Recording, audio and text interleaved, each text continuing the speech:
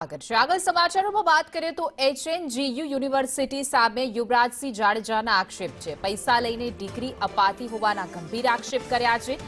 ધાનેરાની સૂર્યોદય DHSI college સામે પણ આક્ષેપ કર્યા છે। કોલેજમાં પૈસા ફેંકો પાસ થાઓ જેવા ગંભીર આરોપ યુવરાજસિંહે કર્યા છે। યુનિવર્સિટી કે ડિગ્રી વેચવાનો શોપિંગ મોલ છે, એ પ્રકારે યુવરાજસિંહ જાડેજાએ આરોપ લગાવ્યા છે। વાલી અને સંચાલકની ઓડિયો ક્લિપ જાહેર કરી ₹1000 કે 2000 માં પાસ કરતા હોવાનો આક્ષેપ કર્યો છે।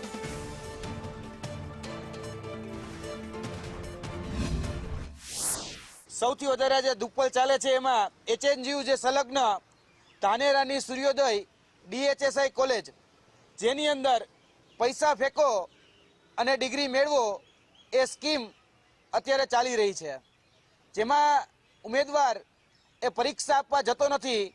પરીક્ષામાં ફક્ત પહેલે દિવસે જાય અને તમામ પ્રકારની જે ઉત્તરવાહી છે એટલે કે સપ્લિમેન્ટરી છે, એ સપ્લિમેન્ટરીમાં એક દિવસની અંદર તમામ ઉત્તરવાહીઓની ઉપર સાઇન કરી નાખે છે અને પેપરની અંદર કશું જ લખતા નથી।